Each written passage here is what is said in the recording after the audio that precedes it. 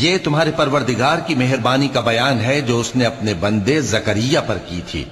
جب انہوں نے اپنے پروردگار کو دبی آواز سے پکارا اور کہا کہ اے میرے پروردگار، میری ہڈیاں بڑھاپے کے سبب کمزور ہو گئی ہیں اور سر سفید بالوں کی وجہ سے چمکنے لگا ہے، اور اے میرے پروردگار، میں تجھ سے مانگ کر کبھی محروم نہیں رہا، اور میں اپنے بعد اپنے بھائی بندوں سے ڈرتا ہوں، اور میری بیوی بانجھ ہے، پھر بھی مجھے اپنے پاس سے ایک وارث عطا فرما جو میری اور اولاد یعقوب کی میراث کا مالک ہو، اور اے میرے پروردگار اس کو خوش اخلاق بنائیو۔ فرمایا اے زکریا،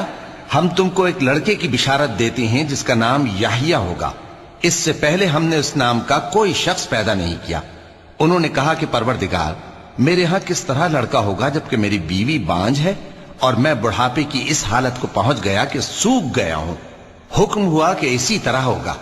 تمہارے پروردگار نے فرمایا ہے کہ مجھے یہ آسان ہے۔